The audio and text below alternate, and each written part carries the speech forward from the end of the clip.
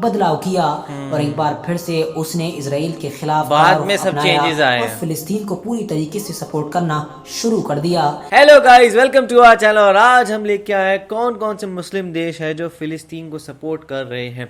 वैसे तो मुझे लगा ये सवाल होना ही नहीं चाहिए, बिकॉज सारे मुसलमान देश सपोर्ट कर ही रहे होंगे, लेकिन अगर ये वीडियो बनाई गई है तो शायद कुछ ऐसे देश होंगे जो मेजर कर रहे होंगे और बाकी सारे देश शायद पीछे से बैठ के देख रहे होंगे, या फिर क्या कुछ मेरे को लगता है कोई ऐसा भी होगा जो इजराइल को सपोर्ट कर रहा होगा। ऐसा कोई मुस्लिम देश नहीं होगा, पर देख लेते हैं इस वीडियो के अंदर क्या बताया गया है। मुझे भी यही देखना है कि क्या कहते हैं, मुझे भी यही लगता है कि डेफिनेटली सारे मुस्लिम जो भी नेशंस है वो सपोर्ट कर ही रहे होंगे फ़लस्तीन को। लेकिन अगर इसमें ऐसी बात करिए तो डेफिनेटली एक या दो तो हो गए जो नहीं कर रहा होगा या फिर जो खिलाफ होगा।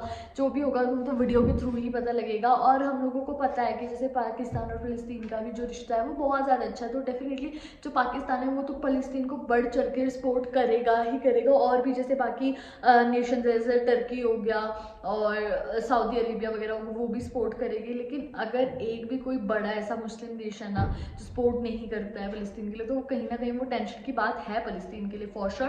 बाकी जो भी है वीडियो देखकर ही पता लगेगा, तो स्टार्ट करते हैं वीडियो। देख लेते हैं कैसा होगा, तो आप भी देखो हम भी देखते हैं। Let's start. दोस्तों, पिछले कई सालों में आमतौर पर हम लोगों ने यही देखा था कि जब कभी भी इजराइल और फिलिस्तीन के बीच जंग शुरू होती थी तो तुर्की के जो अब तुर्की हो चुका है उसका रुख मुस्लिम देशों में भी इजराइल के खिलाफ सबसे कठोर होता था। वो न सिर्फ सबसे पहले बोलता था बल्कि सबसे कठोर भी बोलता था। मगर इस बार ये सब कुछ उल्टा नजर आया। जंग शुरू होने के कुछ घंटों के बाद तुर्की की तरफ से जो बयान आया था वो बयान बहुत ज्यादा डिप्लोमेटिक था। मतलब उस बयान को देखकर लग रहा था कि दोनों ही साइड को काफी बैलेंस करने की कोशिश की गई है। तुर्की की तरफ से पहले बयान में कहा गया था कि हिंसा बढ़ने का किसी भी पक्ष को फायदा नहीं होगा। तुर्की हालात काबू करने में सहयोग देने के लिए हमेशा तैयार है। इस दुखद घटनाक्रम ने साबित कर दिया है कि इजराइल और फिलिस्तीन दो राष्ट्र हैं, मतलब के दो देश हैं। इस घटना ने इस नजरिए की अहमियत एक बार फिर साबित कर दी है। हम दोनों पक्षों से अपील करते हैं कि वो हिंसा का रास्ता छोड़कर एक स्थायी समाधान की दिशा में काम करें। इवन दोस्तों, अपने बाद के बयानों में टर्की ने तो इन दोनों ही पार्टीज को अपने मीडिएटर बनने तक का ऑफर दे डाला। मतलब ये कहा कि अगर दोनों ही पार्टीज चाहें तो हम इन दोनों के बीच सुलह करा सकते हैं और इन दोनों के बीच डील करा सकते हैं। हालांकि दोस्तों, फिर कुछ वक्त गुजरा और फिर धीरे धीरे टर्की का बयान भी बदलना शुरू हो गया। बाद में ये देखा गया कि तुर्की ने पुरानी सभी जंगों की तरह न सिर्फ फिलिस्तीन का खुलकर सपोर्ट किया बल्कि इजराइल को क्रिटिसाइज करना भी शुरू कर दिया। स्पेशली राष्ट्रपति अर्दोगान ने नेतन्याहू के उस फैसले को लेकर इजराइल को घेरा कि जिसके तहत गाजा के लिए लाइट, बिजली, पानी, खाना वो तो काफी गलत था, बंद कर दिया गया है। अर्दोगान ने कहा कि आखिर इजराइल ये कैसे कर सकता है और आखिर ह्यूमन राइट्स कहाँ पर हैं। बात कर लें अब अगर सऊदी अरबिया की, तो सऊदी का मामला भी कुछ कुछ तुर्की की तरह नजर आया। सऊदी अरबिया भी शुरू में काफी खामोश रहा और जो उसने बयान जारी भी किया वो काफी बैलेंस बयान था। सऊदी अरबिया के विदेश मंत्रालय की तरफ से ये कहा गया कि सऊदी अरबिया दोनों के बीच होने वाली जंग पर गहरी नजर बनाए हुए है। सऊदी अरब दोनों पक्षों से हिंसा छोड़ने की अपील करता है। इसके साथ ही वो दोनों ओर के नागरिकों की सुरक्षा बहाल करने और सब्र रखने की अपील करता है। गाजा पट्टी में हालात जिस कदर विस्फोटक हो गए हैं वो इजराइल के लगातार कब्जे और फिलिस्तीनी लोगों को उनके कानूनी हक से महरूम करने का नतीजा है। जैसे जैसे वक्त गुजरता जा रहा था और ये जंग खतरनाक से खतरनाक होती जा रही थी, वैसे वैसे सोशल मीडिया प्लेटफॉर्म्स पर और बाकी इंटरनेट पर सऊदी अरबिया के ऊपर दबाव बढ़ता जा रहा था। अरब देशों में रहने वाले लोग यही कह रहे थे कि आखिर सऊदी गवर्नमेंट फिलिस्तीन के मैटर को लेकर इतनी ज्यादा शांत कैसे बैठ सकती है। बावजूद इसके कि इतिहास में एक लंबे वक्त तक फिलिस्तीन की तरफ से इजराइल के खिलाफ जंग में सऊदी अरबिया तो तमाम अरब देशों का लीडर रहा है। दोस्तों, सऊदी अरबिया के ऊपर ये प्रेशर लगातार इसलिए भी ज्यादा पड़ रहा था क्योंकि बहुत सारे लोग ये इल्जाम लगा रहे थे कि सऊदी अरबिया फिलिस्तीन के मुद्दे पर इसलिए हल्का पड़ा हुआ है क्योंकि उसकी इजराइल के साथ ऑलरेडी डील होने वाली थी और वो डील अभी भी प्रोसेस में चल रही थी। फाइनली बाद में अब वो चाहे प्रेशर की वजह से हो या किसी और वजह से हो, सऊदी अरबिया ने भी तुर्की की तरह अपने रुख में बदलाव किया और एक बार फिर से उसने इजराइल के खिलाफ बाद में सब चेंजेस आए और फिलिस्तीन को पूरी तरीके से सपोर्ट करना शुरू कर दिया। इवन सऊदी प्रिंस मोहम्मद बिन सलमान ने तो फिलिस्तीन में फोन से बात की और उनसे कहा कि उनका सपोर्ट फिलिस्तीन के साथ वैसा ही है जैसा इतिहास में हमेशा से रहा है और फिलिस्तीनियों का अपने घर और अपनी ज़मीन को लेकर ये जो स्ट्रगल चल रहा है इसमें सऊदी अरबिया का फ्यूचर में भी बिल्कुल ऐसा ही सपोर्ट रहेगा।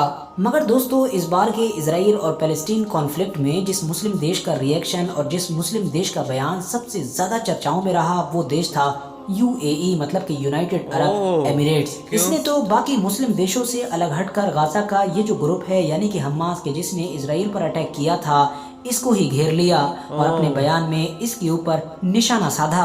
UAE इस कॉन्फ्लिक्ट में दुनिया का इकलौता ऐसा मुस्लिम देश नजर आया कि जो इस पूरे मुद्दे में इजराइल के ही साथ खड़ा नजर आया। हालांकि दोस्तों, बाद में इस तरह की भी खबरें निकल कर आई कि UAE की तरफ से लगभग $20 मिलियन की मदद फिलिस्तीन की तरफ भेजी जा रही है। इंटरेस्टिंग बात तो ये है कि इस बार पाकिस्तान जैसा देश भी इस कॉन्फ्लिक्ट पर अपने रिएक्शन को लेकर चर्चाओं में रहा। दरअसल दोस्तों, आपको नॉलेज के लिए बता दूं कि पाकिस्तान एक ऐसा देश है कि जो इजराइल को रिकॉग्नाइज ही नहीं करता है। इवन उसका अगर आप लोग पासपोर्ट देखोगे तो पाकिस्तान के पासपोर्ट पर क्लियरली ये लिखा हुआ होता है कि ये पासपोर्ट इजराइल के लिए वैलिड ही नहीं है। मगर दोस्तों, इन तमाम चीजों के बावजूद इस बार जब जंग शुरू हुई तो पाकिस्तान के प्रधानमंत्री की तरफ से जो सबसे पहला रिएक्शन दिया गया था और जो ट्वीट किया गया था, उसमें बहुत सारी चीज़ों को बैलेंस करने की कोशिश की गई थी। वो पाकिस्तान के जिसकी गवर्नमेंट हमेशा से ही एक तरफा फिलिस्तीन के साथ खड़ी हुई नजर आती थी, इस बार उसने अपने ट्वीट में तो 2 स्टेट सॉल्यूशन तक की बात कर डाली। यानी उसके प्रधानमंत्री ने कहा कि हम चाहते हैं कि जल्द से जल्द पूरे मिडिल ईस्ट में शांति बन जाए और 1967 का जो UN का 2 स्टेट सॉल्यूशन है, मतलब 2 देशों का अलग अलग बनाने का, उस पर अमल होना चाहिए। पाकिस्तान के प्रधानमंत्री की तरफ से बस ये ट्वीट करना ही था, उनके खुद के देश में भी बवाल मच गया। आम पब्लिक अपने ही प्रधानमंत्री को क्रिटिसाइज करने लगी। पब्लिक का ये कहना था कि दरअसल हमारी गवर्नमेंट पूरी तरीके से अमेरिका के अंडर में है, इसीलिए वो इस तरह की बात कर रही है, वरना तो 2 स्टेट सॉल्यूशन नाम की पाकिस्तान में पहले कोई चीज़ हुआ ही नहीं करती थी, क्योंकि हम लोग तो इजराइल को रिकॉग्नाइज ही नहीं करते हैं और पूरे के पूरे एरिया को सिर्फ और सिर्फ फिलिस्तीन का मानते हैं। बढ़ते हुए विवाद को देखकर पाकिस्तान ने भी बाकी देशों की तरह बड़ी तेजी के साथ अपना रुख बदला और फिर पूरी तरीके से फिलिस्तीन को सपोर्ट किया। हालांकि दोस्तों, इन तमाम चीज़ों के बीच में ईरान एक ऐसा देश था कि जो सबसे आगे खड़ा हुआ नजर आया। उसने इस जंग की बिल्कुल शुरुआत से ही खुले तौर पर फिलिस्तीन को सपोर्ट करना शुरू किया और इजराइल के ऊपर निशाना साधा। ईरान लीडर बन रहा है। ग्रुप है, उसके स्पोक पर्सन ने तो शुरू में ही कह दिया था कि हमारे इस ऑपरेशन को ईरान का सपोर्ट हासिल है। ईरान के विदेश मंत्रालय की तरफ से भी कहा गया कि हमास का ये जो ऑपरेशन है अल अक्सा फ्लड, ये रेजिस्टेंस ग्रुप और सताए हुए फिलिस्तीनियों की प्रतिक्रिया है, मतलब कि उनका बदला है। ये फिलिस्तीनियों के हक के समर्थन में की गई कार्रवाई है। इसके अलावा भी अगर आप लोग ट्विटर ऐप के, जिसका नाम अब एक्स हो चुका है, उस पर एक्टिव हैं तो आपने देखा होगा कि अभी तक लगातार ईरान सबसे ज्यादा एक्टिव नजर आ रहा है। वो न सिर्फ बार बार हमास लड़ाकों की तारीफें कर रहा है, बल्कि साथ ही साथ इजराइल पर निशाना भी साध रहा है। मुस्लिम देशों के अलावा अगर दुनिया के बाकी ताकतवर देशों के बारे में भी बात कर ली जाए तो जहां एक तरफ अमेरिका, UK, फ्रांस, इटली और यूरोपियन यूनियन जो ग्रुप है वो पूरी तरीके से इजराइल के साथ खड़े हैं, तो वहीं दूसरी तरफ रशिया और चाइना जैसे देश फिलिस्तीन के साथ खड़े हुए नजर आ रहे हैं। बहुत ही कमाल की वीडियो थी और इस वीडियो से हमें ये भी पता लगा कि जैसे सऊदी अरेबिया है और UAE है, टर्की है, जैसे वो पहले सपोर्ट करती थी, इतने उससे बढ़ चढ़ कर नहीं सपोर्ट करी है वो फिलिस्तीन को भी। और मतलब कि जैसे पाकिस्तान है वो भी बहुत ज़्यादा सपोर्ट कर रहा था पहले फिलिस्तीन को, लेकिन उसमें भी इवन उसने भी यही बोल दिया कि at the end of the day सब शांति चाहते हैं, तो दोनों को जो है वो ठीक है आराम से बैठ कर शांति करनी चाहिए, आराम से बैठ कर ना इस चीज़ का सोल्यूशन निकालना चाहिए। और मुझे भी यही लगता है कि यार चलो ठीक है आप सपोर्ट करो, कोई गलत है ठीक है आप सही को सपोर्ट करोगे, लेकिन कब तक ना, क्योंकि इनकी तो लड़ाई है बहुत ही टाइम से चली जा रही है। और ये चीज़ अगर ऐसी होती रही ना कि वो दिन दूनी है कि जब World War 3 भी हो पड़ेगा इस वजह के पीछे, तो सीरियसली बहुत बुरी वीडियो तो है ही ये, क्योंकि डेफिनेटली हम नहीं लड़ना चाहिए इनको ऐसे।